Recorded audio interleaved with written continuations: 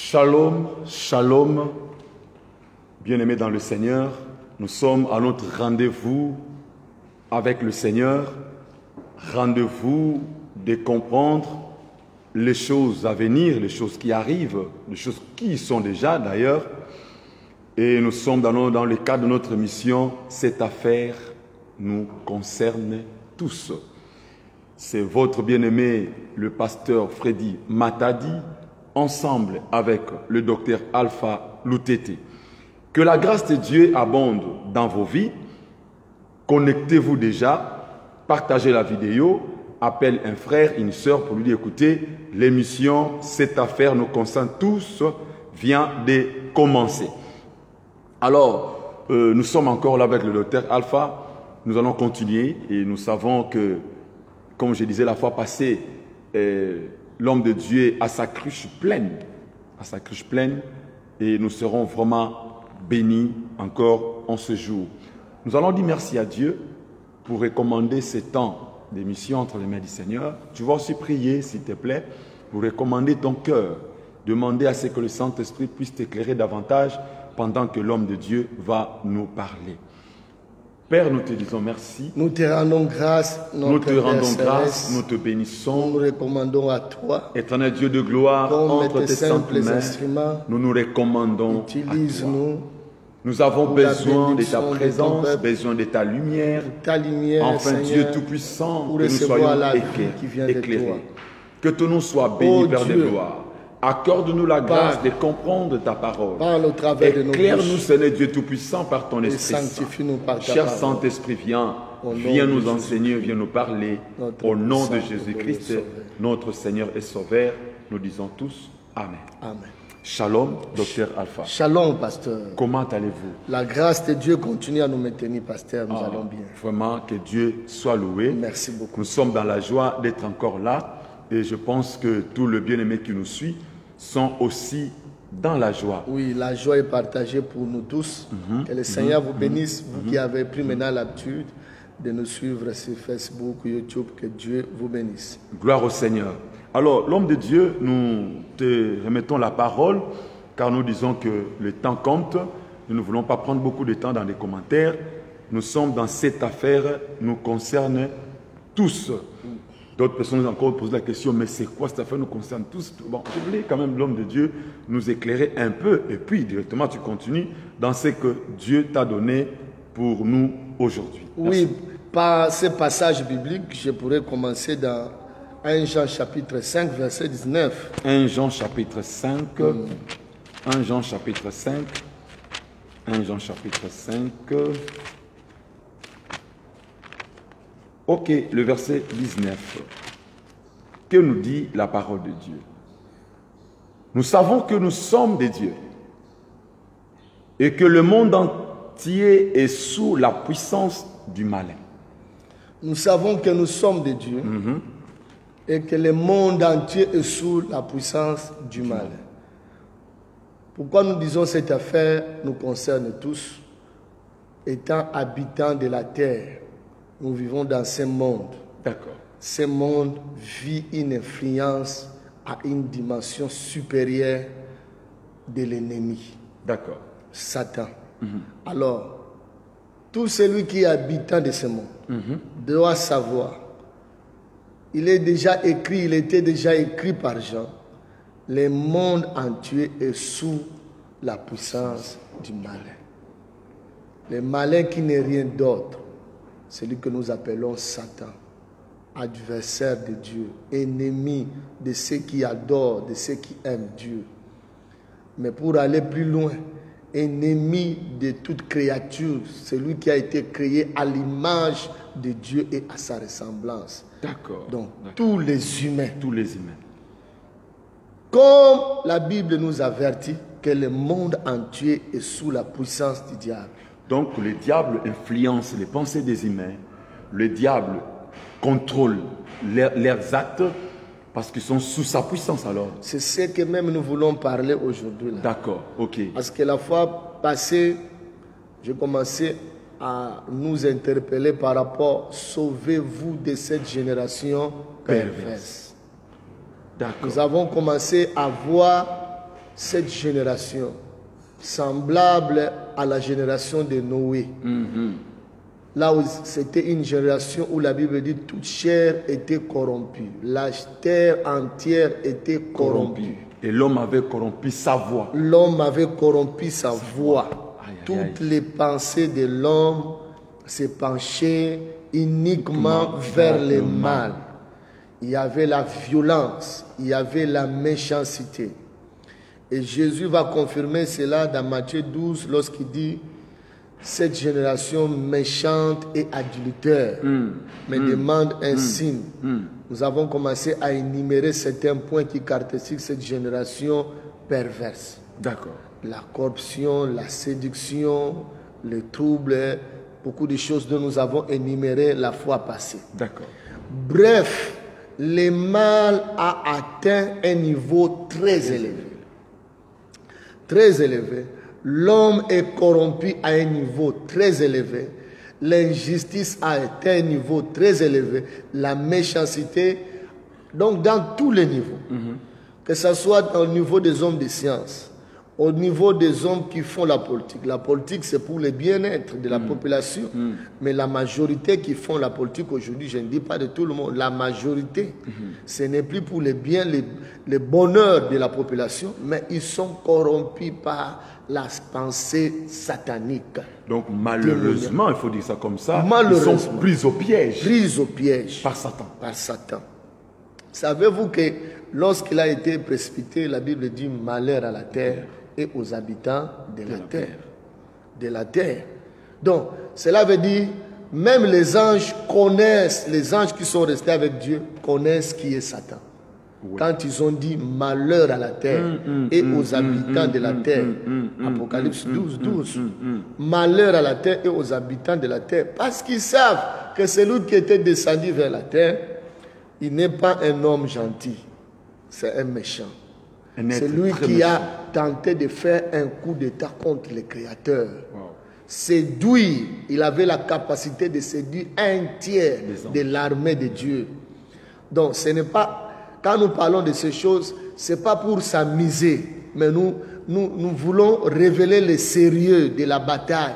Nous voulons révéler le sérieux, la grandeur de ces problèmes et que chacun de nous puisse prendre conscience. Alléluia. Donc, alors, cette affaire nous concerne nous tous, nous qui habitons sur la terre, parce qu'il a été précipité sur cette planète.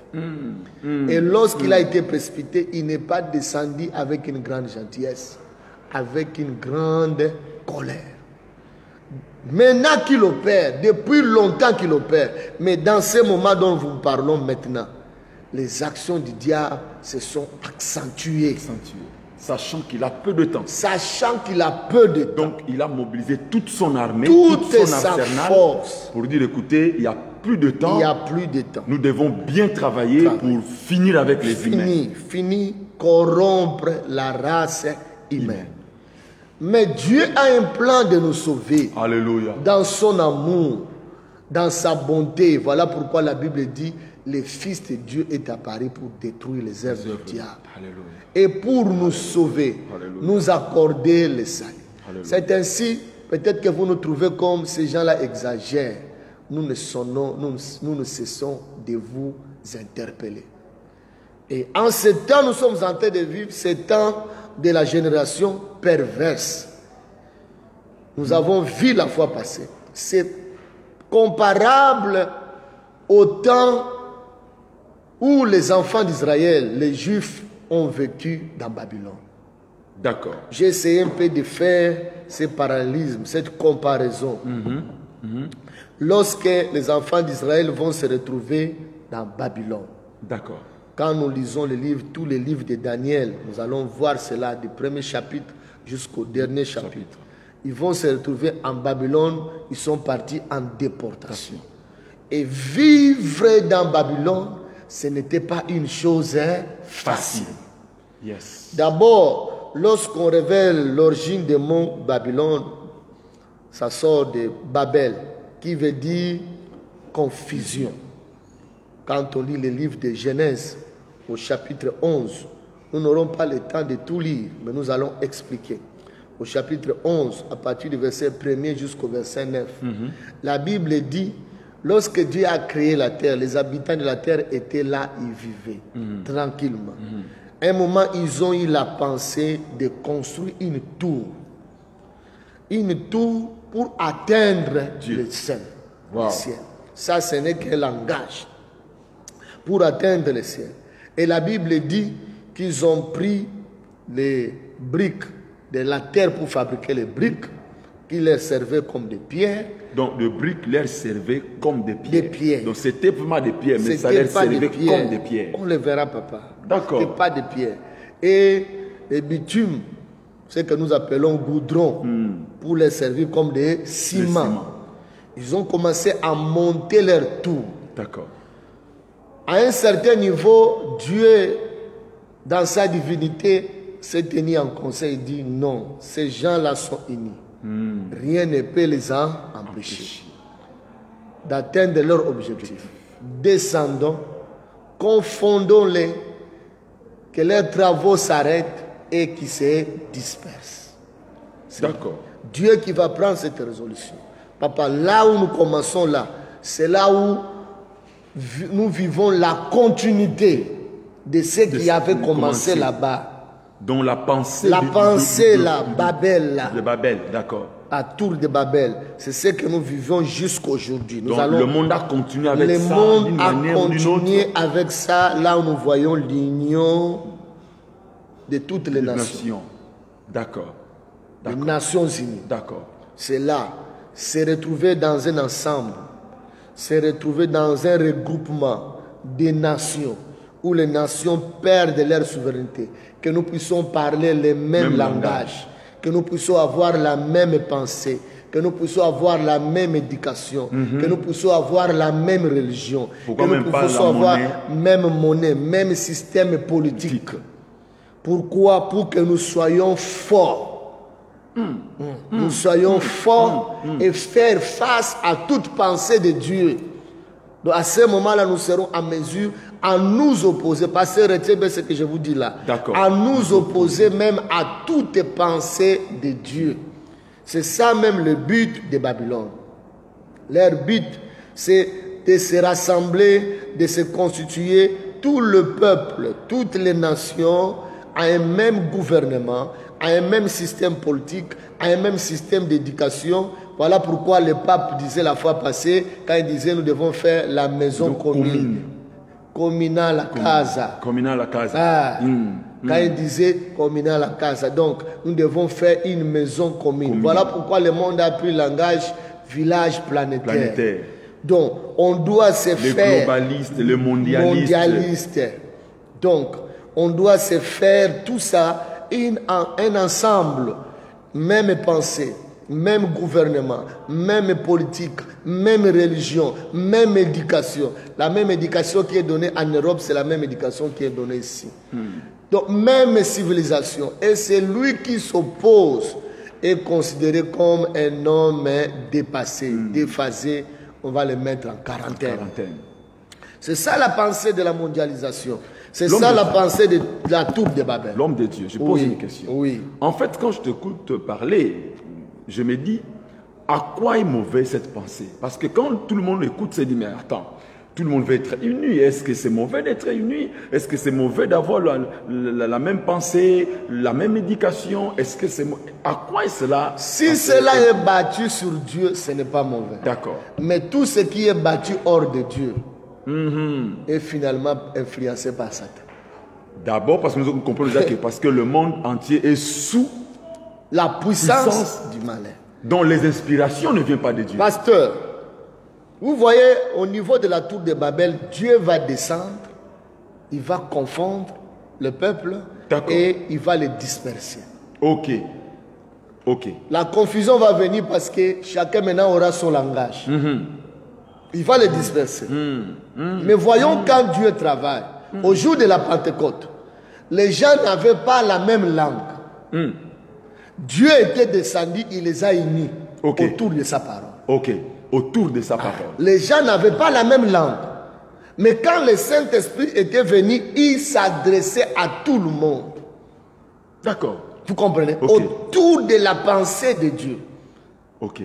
Parce que ce jour-là, à Jérusalem, c'était la fête de la Pentecôte. Les Juifs avaient leurs invités des nations, des gens des nations, des étrangers qui venaient. Et lorsque le Saint-Esprit était descendu, non pas pour confondre, mais pour ramener tout le monde à la pensée de Dieu. Alléluia. Vous voyez, Amen. ici, ils ont le même langage, mais Dieu descend pour les confondre. Là-bas, ils ont les langues différentes, mais Dieu descend pour les ramener tous en Christ. L'unité en Christ n'est pas mauvaise. Ok. Mais une unité soi-disant faite sans Dieu. Sans Dieu. Sans Dieu. Là, nous soulignons sans Dieu. Sans Dieu, sachant que le diable est derrière. Donc l'homme est seul avec sa technologie, son intelligence. Oui. Écoutez, on n'a pas besoin de Dieu. Nous, on veut Oui. faire nos choses à nous. Nous sommes intelligents. C'est ça. C'est ça même le cœur de l'homme. Vous voyez, depuis que Satan est parti séduire la femme dans le jardin, qu'est-ce qu'il a dit à Adam et Ève? Il a dit, si vous mangez le fruit de cet arbre de connaissance du bien et du mal, vos yeux vont s'ouvrir. Vous deviendrez comme Dieu. C'est ça la pensée du diable. La pensée du diable, il veut faire de l'homme comme Dieu, indépendamment de Dieu. C'est ça. Or, Dieu veut donner à l'homme la capacité divine, mais dépendant de lui. Alléluia. Vous comprenez? Alléluia. Et il dit que non, je peux vous ouvrir de Dieu, les yeux, faire de vous des dieux, comme Dieu. C'est ça. C'est ça même la pensée. Quand vous voyez la globalisation là, l'unité de toutes les nations, c'est ça. Rendons-nous forts de telle enseigne que nous n'allons plus nous dépendre de Dieu. Brisons nos frontières, pacifions nos pays, mettons la sécurité. Le discours va commencer comme ça. C'est pourquoi la Bible dit, lorsqu'on criera paix, paix, sécurité, une grande ruine, soudaine. Soudaine, une grande ruine. Soudaine le surprendra tous comme dans la tour de Babel. Voyez-vous, ils construisent ce tour, mais ils n'ont pas utilisé de pierres. Okay. Ils ont utilisé la terre. La terre. Ils ont travaillé la terre, ils se sont fait des briques. De briques. Ils disent qu'on va utiliser des briques comme des pierres, mais ils n'ont pas utilisé des pierres. Parce que quand le diable travaille, il sait qu'il y a une prophétie qui dit. La prophétie dit dans 1 Pierre chapitre 2, versets 6 à 7. On peut lire? Oui, lisez. Que dit 1 Pierre chapitre 2, verset 6 Nous allons à lire, 7. bien aimé. Nous allons lire. Prends ta Bible aussi avec moi. 1 Pierre. C'est vraiment extraordinaire. 1 Pierre. Je suis dans Jean, 1 Pierre. Ok, l'homme de Dieu, 1 Pierre combien? 1 Pierre chapitre 2. D'accord. On peut lire verset 6 à 7, s'il vous plaît. 6 à 7. Non, là je suis dans 2 Pierre. C'est quoi, c'est ça? Ok. 1 Pierre 2, chapitre, verset 6. Car il est dit dans l'Écriture, voici je mets en Sion une pierre angulaire, choisie, précieuse, et celui qui croit en elle ne sera point confus. Ah oui, ça c'est bien. L'honneur est donc pour vous qui croyez, mais pour les incrédules, la pierre qu'ont rejeté ceux qui bâtissaient. La pierre qu'ont rejeté ceux qui bâtissaient. Les nations veulent bâtir. Les gouvernements, les sages de ce monde veulent bâtir. Mais ils rejettent quoi? La pierre. La pierre. La pierre qu'ont rejeté ceux qui bâtissaient est devenue la principale de l'angle. Et une pierre d'achoppement et un rocher de scandale. Amen. Amen. Donc, ils ont préféré de bâtir ces tours avec des briques, des bitumes, mais ils ont mis de côté la pierre. Parce que le diable sait, si vous mettez à chercher la pierre, vous risquerez de tomber sur une pierre qui est la principale. Alléluia. Si cette pierre entre dans votre édifice, elle va influencer tout l'édifice. Alléluia. Ainsi, n'utilisez pas de pierre. Utilisez toute autre chose. La terre peut être utilisée, les bitumes peuvent être utilisés, mais pas la pierre. N'utilisez pas de pierre, sinon vous allez tomber sur la pierre principale, qui est l'image de Jésus-Christ, le rocher des âges. Lui, quand il va rebâtir son église, il va bâtir son église, il dit, sur cette pierre, je bâtirai mon église. Alléluia. Il parle de la révélation qui est lui-même, Jésus-Christ. Sur cette pierre, je bâtirai mon église. Mais quand on va construire la tour qui est Babel, les principes de Babylone, on va ignorer la pierre. Et Esaïe l'a dit au chapitre 28, verset 16, le même passage que Pierre a rappelé, c'est la prophétie d'Esaïe. Oui. Donc, c'est la prophétie d'Esaïe. Esaïe a dit cela. Il a dit Dieu a mis en Sion une pierre. Oui. Une pierre. Isaïe combien? Isaïe 28, 16. Isaïe 28, 16. Isaïe 28, 16. 16, je lis la parole de Dieu. Oui. Une prince. Isaïe, ça c'est non, excusez-moi mes bien-aimés, je me suis trompé. 28, 16. C'est pourquoi ainsi parle le Seigneur l'Éternel. Voici, je mis pour fondement en Sion une pierre. Une pierre. Une pierre éprouvée. Une pierre angulaire de prix. Solidement posée. Celui qui la prendra pour appui. Ça la gêne. N'aura point hâte de fuir. Maintenant, lorsqu'on veut construire la casa communale, ou la communale à casa, ou la maison communale, commune, où est cette pierre? On prend la pierre, on la rejette. On n'a pas besoin de mentionner de Christ. On n'a pas besoin de mentionner son évangile. Retenez bien, papa, retenez les choses dont je vous parlais. D'accord. On n'a pas besoin de mentionner Jésus-Christ. Revenons dans sa parole. Croyons à celui que Dieu nous a donné. Il est une pierre éprouvée. Il a connu la mort à la croix. Il est ressuscité des morts. Il est assis à la droite du Père. Une pierre solidement fondée.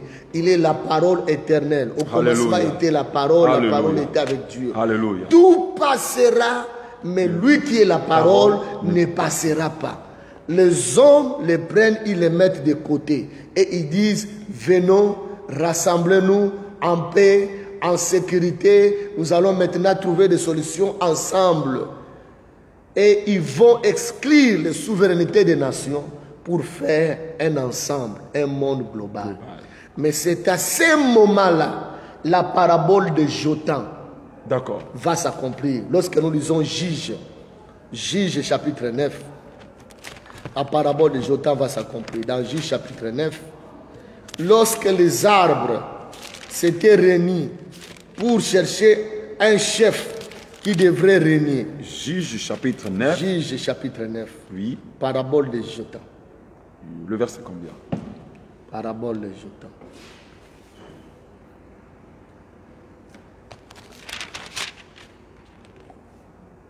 Ça c'est 8. Ça c'est 8. 9 est là. On dit les arbres se réunissent. On va trouver cela. Ok, c'est le verset 7. Ok, complètement. Jotam en fit informer, il alla se placer sur les sommets de la montagne. Il alla se placer sur les sommets de la montagne. Et voici ce qu'il leur cria à haute voix. À haute voix. Écoutez-moi, habitants de Sichem, que Dieu vous écoute. Les arbres partirent pour aller oindre un roi et le mettre à leur tête. Les arbres, c'est un langage prophétique. Vous savez, la Bible dit, vous connaîtrez l'arbre par son fruit. Cela veut dire, vous allez connaître l'homme par ses actes. Ok. Il dit à l'olivier, règne sur nous. Mais l'olivier leur répondit, renoncerai-je à mon huile? L'olivier a refusé, dit, est-ce que je vais renoncer à mon huile? Qui m'assure les hommages de Dieu. Qui m'assure les hommages de Dieu. Et des hommes pour aller planer sous les arbres. Aller planer sous les arbres. Et les arbres dirent au figuier, viens, toi, règne sur nous. Mais le figuier leur répondit, renoncerai-je à ma douceur et à mon excellent fruit pour aller planer sous les arbres? Pour aller planer sous les arbres. Et les arbres dirent à la vigne, viens, toi, règne sur nous. Mais la vigne leur répondit, renoncerai-je à mon vin? À mon vin qui réjouit Dieu et les hommes pour aller planer sur les arbres. Pour aller planer sous les arbres. Alors tous les arbres dirent au buisson d'épines, viens. Tous les arbres disent au buisson d'épines, savez, quand on parle d'épines, on sous-entend les œuvres du diable, la malédiction, la souffrance, tout. Buisson d'épines, viens, toi règne sur nous. Viens, toi règne sur nous. Et les buissons d'épines répondent Écoute ce qu'il va leur dire aux arbres. Si c'est de bonne foi, que vous voulez moindre pour votre roi, que vous voulez me moindre pour votre roi, venez, réfugiez-vous sous mon ombrage. Sinon un feu sortira du buisson d'épines et dévorera les cèdres du Liban. Vous comprenez? Ici, c'est un langage prophétique. Les arbres, les hommes, les nations. Chacun marchait avec Dieu indépendamment, selon la pensée de Dieu qu'il lui donnait, selon la mission, parce que chaque nation aussi, chaque peuple aussi a une mission que Dieu lui a donnée. Lorsqu'on vient voir l'olivier dit non, moi je ne peux pas renoncer à mon huile qui m'assure les hommages des hommes et de Dieu. J'ai ma mission que Dieu m'a confiée. Les figuiers aussi disent non, moi j'ai ma mission que Dieu m'a donnée. Ainsi la vigne aussi a dit comme ça. Mais quand on n'a pas trouvé un roi, donc en quelque sorte, chaque nation, chaque peuple marchait, fonctionnait selon sa mission que Dieu lui a donnée. Vous voyez même les hommes tels que nous sommes là. Hein? Chacun de nous, je donne l'exemple chez nous en Afrique. Quand nous voyons nos frères de l'Afrique de l'Ouest, ils sont dans le business. Oui. Ils sont forts dans le business. Parce que Dieu a donné comme si il les a donnés comme don. Nous sommes là, on fait un grand État en Afrique centrale où les gens trouvent l'emploi dans l'État, tout. Hein? L'administration, ça c'est nous. Bon, chaque peuple, Dieu a donné sa grâce et une mission. Dieu sait que chacun avec sa grâce, nous allons vivre la complémentarité. Il sait comment nous utiliser. Mais il y a une pensée qui est née des arbres. On dit non, il faut que nous puissions nous rassembler et que nous ayons un roi qui doit planer sur nous. Oubliant qu'il y a un Dieu qui les a créés, au lieu de chercher ce Dieu-là, non. Les autres arbres ont renoncé. Et ils vont se retrouver avec le buisson d'épines. Le buisson d'épines dit oui, si c'est de bonne foi que vous venez et réfugiez-vous sous mon ombrage. Déjà la menace commence. Sinon, mon feu sortira et va vous consumer tous. Non pas seulement qu'il a les épines, mais il a aussi le feu. C'est l'image de l'Antichrist. Bien sûr. Et le monde entier maintenant se rassemble comme les arbres qui prennent la décision. Non, faisons de lui notre roi. La bête, comme Macron nous a dit, que la bête de l'événement est là. Et il arrive. Donc ils sont en train de planifier le règne de ces buissons d'épines. Bon, toi tu peux vivre avec les buissons d'épines. Est-ce que tu peux embrasser les épines? Qui peut embrasser? Est-ce qu'on peut s'asseoir dessus? Est-ce qu'on peut s'asseoir dessus? Et maintenant il fait des menaces. Parce que maintenant c'est le temps de menaces. Il dit, venez vous réfugier tous sous mon ombrage. Que toutes les nations, ils dictent des pensées, ils dictent des lois, ils dictent ces ordonnances. Venez vous tous, même vous qui êtes en Afrique, vous qui êtes en Europe, vous qui êtes en Océanie, quand je vais établir mon vaccin, vous devrez accepter.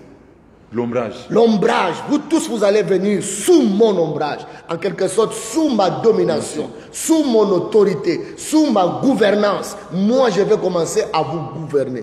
Mais écoutez-moi, c'est lui qui va résister. Mon feu descendra.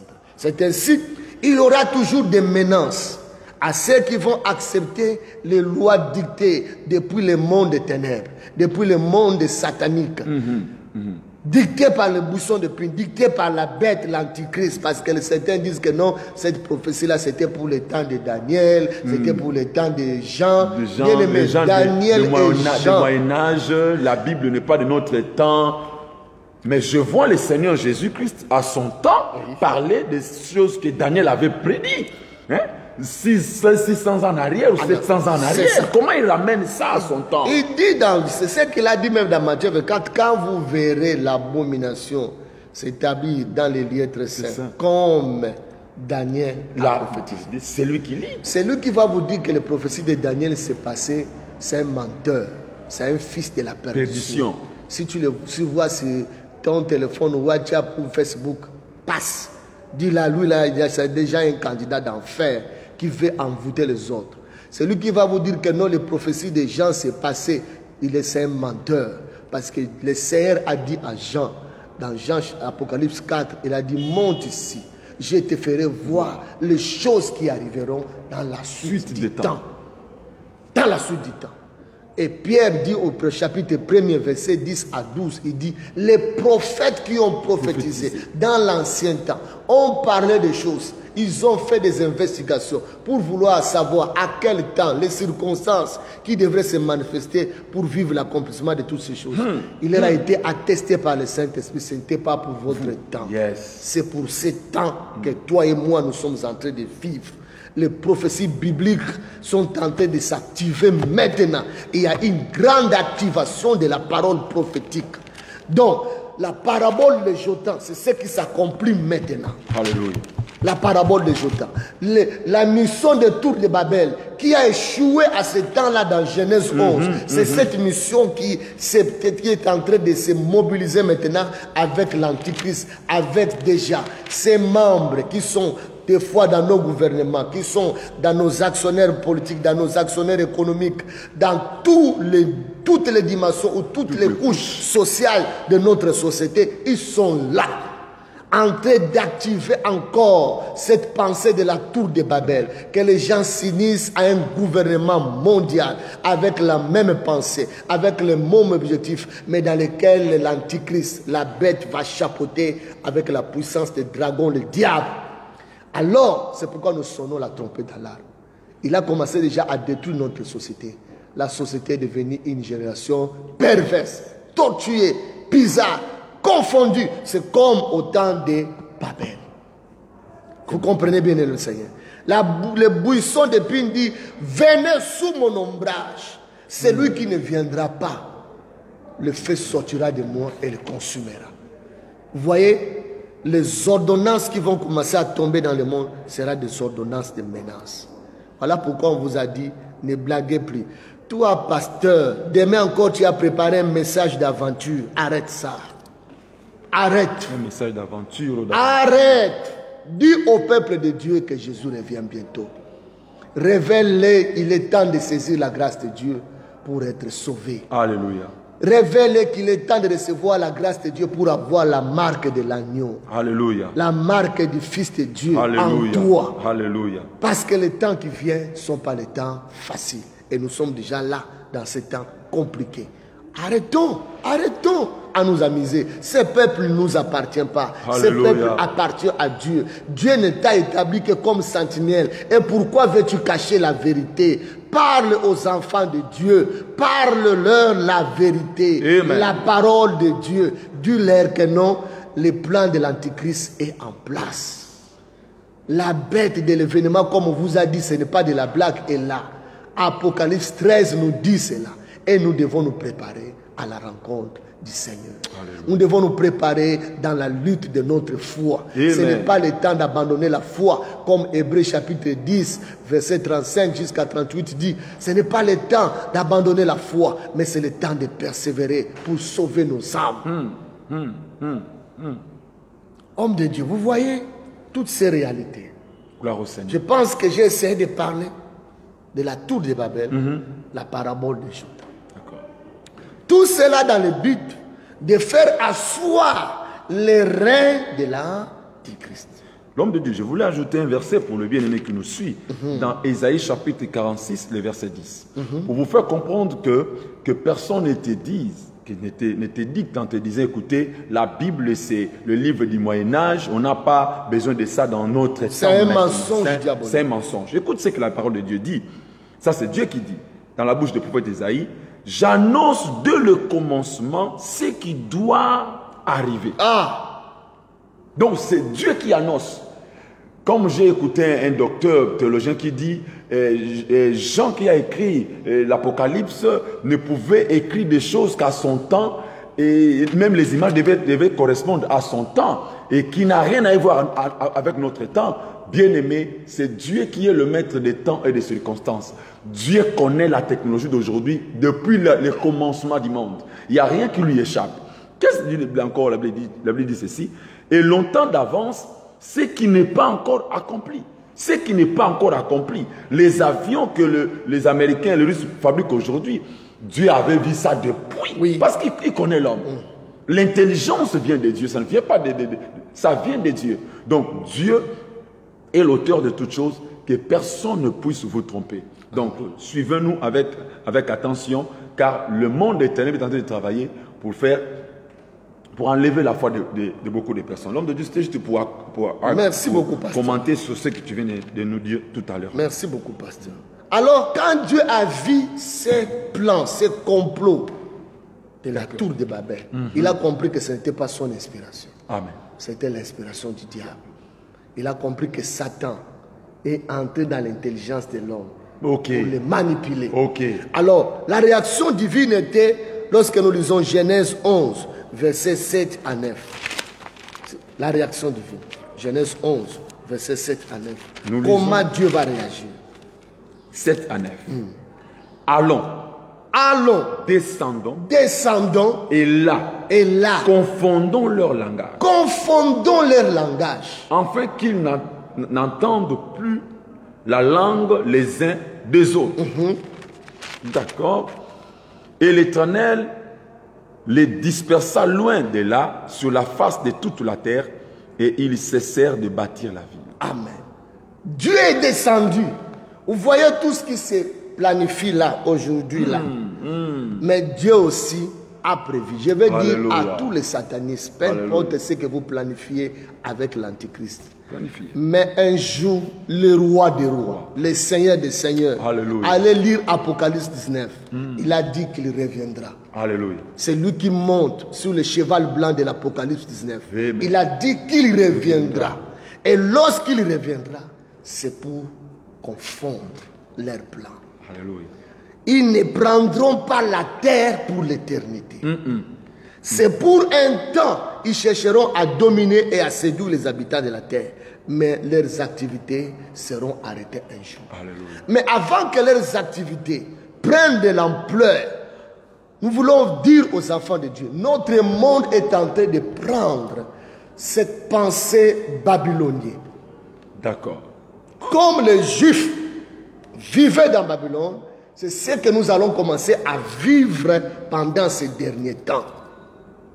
Vous savez, lorsqu'ils étaient dans Babylone, empire babylonien, quand les Juifs, à l'époque de Daniel, à l'époque de Anania, Michaël, s'étaient retrouvés là-bas, qu'est-ce qui s'était passé? Bien aimé, Babylone n'est pas un monde facile, n'était pas un empire facile à vivre. Dès qu'ils arrivent, le roi babylonien va commencer à recruter le meilleur des Juifs. Le meilleur des Juifs. Le meilleur des Juifs. Il va commencer à les recruter. Afin qu'ils travaillent à son compte. Il va donner l'ordre. On va aller petit à petit. Mais mardi, on va continuer. Il va donner l'ordre. Ça, c'est la stratégie de l'empire babylonien. C'est la même stratégie de Satan. Que Satan a commencé à utiliser, ça fait longtemps. Quand il dit, sélectionne-moi parmi les Juifs, il parle dans Daniel chapitre 1er, verset 3 à 5, si on peut nous lire, Daniel chapitre 1er, verset 3 à 5. Il ne demande pas qu'on le recrute n'importe qui.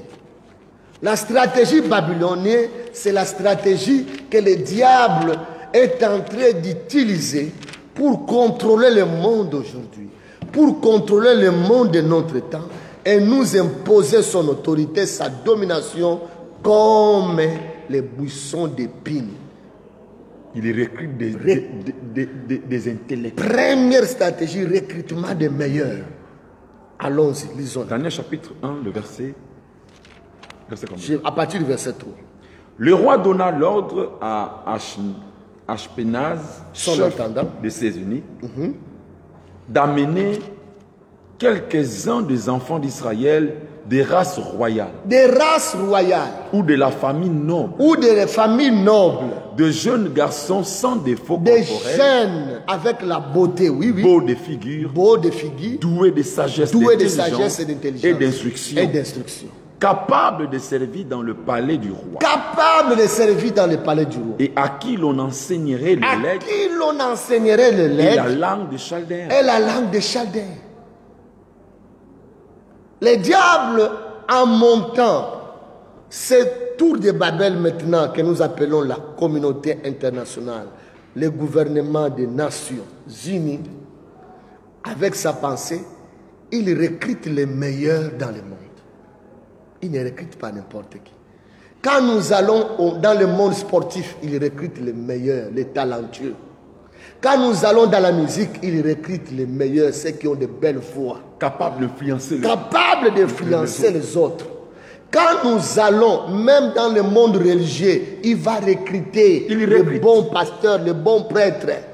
Quand nous allons, bien aimés, même dans le monde scientifique, vous allez déjà même à l'université, on ne va pas sélectionner n'importe qui, il va recruter l'étudiant les plus intelligents. Ce sont ces gens-là qui les recrutent pour les instruire leurs sciences. Aujourd'hui, ce que nous appelons les sciences pernicieuses. Sciences occultes. Sciences occultes. Les recruter dans ce monde de loges. Ces choses dont je vous parle, bien aimé le Seigneur, c'est pour nous ouvrir de l'intelligence. Vous allez voir, c'est lui dans votre famille qui est parti dans ces histoires de loges, dans ces histoires de sciences pernicieuses. Quand vous allez voir, soit il est talentueux, soit il était très intelligent, soit c'est quelqu'un qui est de la taille, Dieu l'a créé, très beau, très belle. C'est lui-là, celle-là. Il sait s'exprimer, il sait parler, les journalistes qui sait parler, les footballeurs qui sait jouer. Donc, celui-là, lorsqu'on va faire le marketing de son effigie ou de sa personne, tout le monde sera facilement séduit, attiré. Il dit, ce sont ces gens-là que tu dois me recruter. Ils vont être à mon service. On va les instruire, on va leur donner nos instructions. Vous comprenez, bien aimé dans le Seigneur. Ça, c'est la stratégie de Babel. Dans cette stratégie, aujourd'hui, on ne va pas terminer, on va aller petit à petit. On va vous laisser peut-être dans la soif. C'est pour influencer les autres. Quand vous choisissez les gens de la famille noble, de la classe royale, lorsqu'ils sont corrompus dans leurs pensées, ils ont la facilité de corrompre les autres. Tu prends le plus talentueux dans la famille, le plus intelligent. Si tu le prends, s'il est corrompu, il a la facilité de corrompre les autres. C'est lui qui va faire le reste des affaires. Et deuxième stratégie, c'est le changement ou vouloir transformer négativement. Qu'est-ce qui va se passer?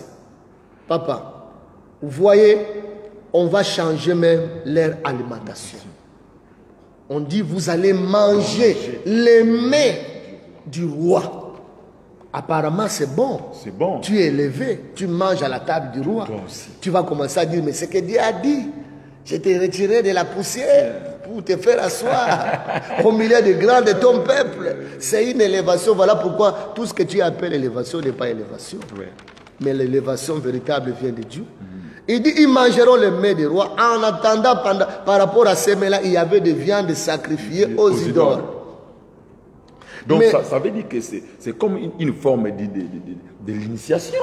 Mais papa, c'est ça. Parce que moi je me dis, même Ève, Adam et Ève, ils sont chutés parce qu'ils ont mangé. Ils ont mangé. Parce qu'ils ont mangé. Parce que tu manges, tu peux être envoûté. Mais bien sûr oui. Tu peux être bien sûr oui.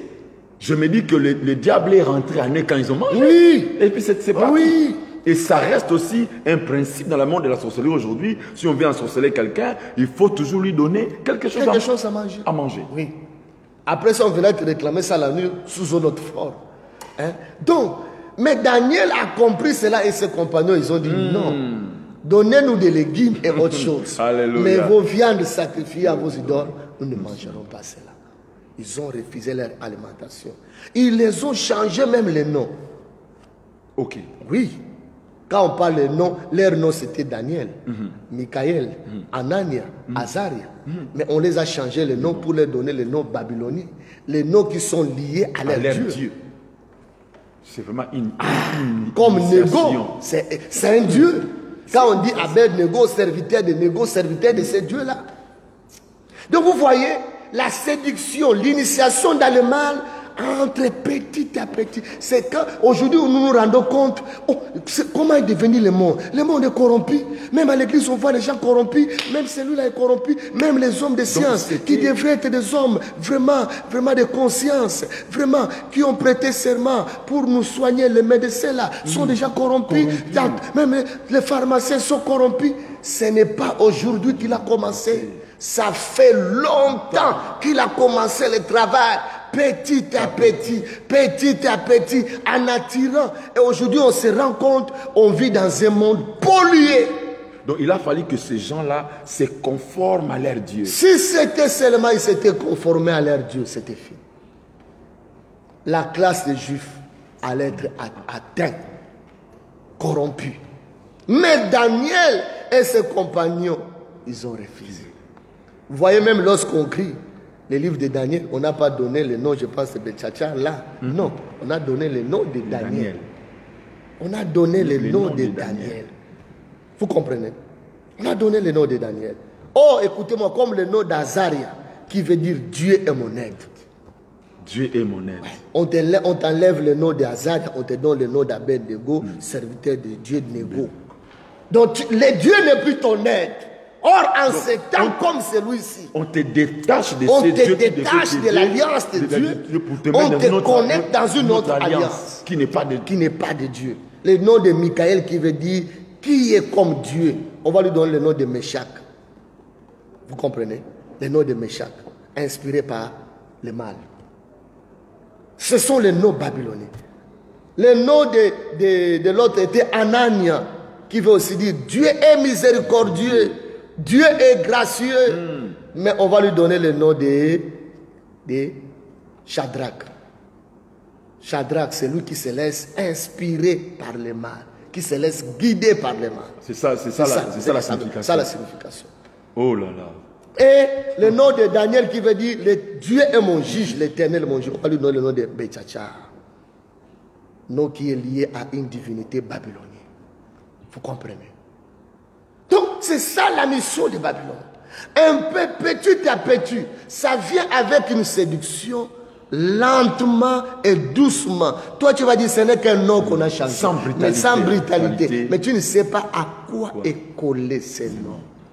C'est ainsi, Jésus a dit, soyez prudents. Alléluia. Que personne ne vous séduise. D'aucune manière. D'aucune manière. Merci, pasteur. Que personne ne vous séduise d'aucune manière. Ils ont refusé. Ça, c'est dans le plan de changement. Sans le changement. Il fallait apporter un changement radical dans la vie de ces gens-là, afin qu'ils répondent aux exigences de leur gouvernance, de leur puissance, des ténèbres, du mal. Ainsi, bien-aimés dans le Seigneur, nous devons savoir à quelle génération nous sommes. Nous devons être prudents. Tout ce qui n'est pas inspiré par Dieu, tout ce qui n'est pas écrit dans la Bible, avant de le faire, parle d'abord avec Dieu.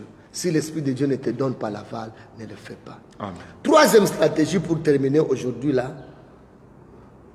Babylone, c'est un monde qui vole les songes. Un monde qui vole les songes divins. Les rêves de Dieu, les rêves prophétiques qui viennent de la part de Dieu. Babylone vole cela. Au chapitre 2, dès que le roi Nabuchodonosor avait fait le songe, les rêves, d'une statue à plusieurs métaux. La tête en or, après on a vu le tronc en argent, d'autres membres en bronze, et les membres inférieurs en bas c'est en fer, mélangé avec le fer aussi mélangé avec l'argile. Donc à 5 étapes. C'était un rêve qui était prophétique. Qui venait de Dieu. Pas de leur Dieu, mais de Dieu créateur. Le Dieu d'Abraham, d'Isaac et de Jacob. Le véritable Dieu. Il va se révéler à ce roi-là, malgré c'est le roi païen. Il va lui révéler son plan, ce qui va arriver à la suite du temps. Mais le lendemain matin, pendant la nuit même, le roi a perdu le songe. Papa, plus loin, les cieux babyloniens, c'est un ciel blindé par la puissance des ténèbres. ténèbres. Vous vous souvenez que pour que Daniel puisse Daniel, recevoir le message de Dieu, la réponse, à sa prière. il a eu à faire combien de jours de prière? 21 jours de jeûne et prière. Et qu'est-ce qui s'est passé dans les cieux babyloniens? Il y avait la guerre. D'abord, Gabriel était empêché. Deuxièmement, Michael devait mener la guerre. À chaque fois qu'on parle de Michael, il y a des interventions graves pour récupérer le corps de Moïse, pour précipiter Satan. Et ici aussi, pour libérer Gabriel afin d'apporter un message important, prophétique jusqu'aujourd'hui, clair à Daniel. C'est pour dire que le ciel babylonais, ce n'est pas un ciel facile, un ciel de rêve. C'est comme aujourd'hui que nous sommes en train de vivre, comme si le ciel devient un ciel de rêve. Pour se maintenir, il faut prier pendant longtemps. Pour se maintenir, il faut avoir des exercices de prière, Mais l'homme de Dieu, oui. Je voulais poser une question. Oui, papa. Le ciel des reins, comme tu dis aujourd'hui, il semble que notre ciel aussi est devenu le ciel des reins. Mais d'où sortent toutes ces prophéties? Tu portes tel sous-vêtement, couleur rouge, tu portes tel babou, je ne sais pas trop, le numéro de ton téléphone, je ne connais pas trop. Bon, mais d'où ça vient toutes ces choses? Et ce qui est bizarre, les prophètes prophétisent dans ce sens-là, mais ils ont du mal à nous fixer par rapport à ces temps prophétiques. Mais qu'est-ce qui se passe? Ce qui se passe aujourd'hui, il y a la séduction, comme on vous a dit la fois passée. D'accord. La fois passée, on vous a dit d'Aaron qui fait les veaux d'or pour faire plaisir au peuple. Il y a des Aaron encore jusqu'aujourd'hui. Je vous ai dit que le nom d'Aaron n'était même pas mentionné dans Hébreux 11. Et pour si longtemps, il est le premier prêtre, le premier souverain sacrificateur que Moïse avait consacré lui-même. Hey. Mais lorsqu'on va écrire les héros de la foi, on n'a pas mentionné le nom d'Aaron. Pourquoi? Faiseur de veaux d'or. Pour dire aux prédicateurs aujourd'hui qui donnent les messages fantaisistes, vous risquerez de vous retrouver ce jour-là devant Jésus et vous dire, je ne vous ai jamais connu. Dites au peuple ce qui est vrai. Ce n'est pas toi qui as créé ces hommes-là, c'est Dieu lui-même. C'est Dieu qui t'a donné la parole. Pour leur dire, quand vous verrez toutes ces choses, sachez que le Fils de l'homme est à la porte. Il revient bientôt. Que celui qui se suit, laisse-le continuer à se suivre, mais celui qui se sanctifie, continue à se sanctifier. Celui qui va saisir le son de la trompette, qui se répande, comme le message de Jean-Baptiste était, repentez-vous, convertissez-vous. Peut-être qu'une âme encore nous allons sauver. Peut-être qu'encore une génération encore qu'on va sauver. Amen. Arrêtons avec le message fantaisiste. Papa, le roi s'est réveillé, il a perdu le songe. Le diable l'a volé le songe. Il dit, waouh! Quoi? Comment mon roi sur qui je règne, il y a un autre Dieu qui vient lui donner le songe. Vous comprenez? Il vient l'enlever. Oh, ce songe, c'était la prophétie de Dieu. Qu'est-ce que je veux dire par là? C'est en ce moment la stratégie Babylone est en train de travailler. Enlever même les hommes les bonnes visions divines. Alléluia. Les bonnes pensées de Dieu qu'ils avaient. Enlever aux prédicateurs qui prêchaient la parole de Dieu avec la vérité, avec la puissance du Saint-Esprit, de les enlever cela et de les faire dormir dans la pensée de philosophie, de l'humanisme, et de les éloigner du vrai message de la croix de Jésus-Christ qui sauve, du vrai message de la résurrection de Jésus-Christ, de Maranatha. Jésus-Christ revient bientôt pour préparer son église à son retour. Pasteur, tu connais bien ces choses. Tu connais bien, mais demain ton intention n'est que de soulever la foule, qu'on dise voilà les prédicateurs qu'on aime. Non. Dis-leur, repentez-vous, il revient bientôt. Alléluia. Il est à la porte. On n'a plus le temps avec les sentiments. Donc, les vrais rêves. Tu vas voir un enfant de Dieu qui se convertit avec les rêves. Moi, je serai un grand gagnant d'âme. Moi, je vais soutenir l'œuvre de Dieu. Moi, je serai un grand intercesseur. Aujourd'hui, ils ne le font plus. Il n'y a plus. Il n'y a plus. Satan a volé les rêves. Quel est ton rêve que le diable t'a volé? Les rêves que tu avais pour Dieu. Les rêves que tu avais pour le ministère. Les rêves que tu avais pour l'église. Tu n'en as plus. Et le diable t'a amené loin. Mais ce soir, cet après-midi que tu m'écoutes, que ces rêves reviennent dans ton esprit, reviennent dans ton âme. Dis, je vais aller les récupérer et je vais me relancer dans cet élan que j'avais autrefois. Alléluia. Alléluia. Ainsi, j'ai aimé le roi babylonien. Lui va dire non, non, non. Retrouvez-moi ces rêves. Ça ne peut pas passer comme ça. Il est temps, le vrai évangile qui t'a été volé, que tu le retrouves. Alléluia. Le roi babylonien n'a pas dormi.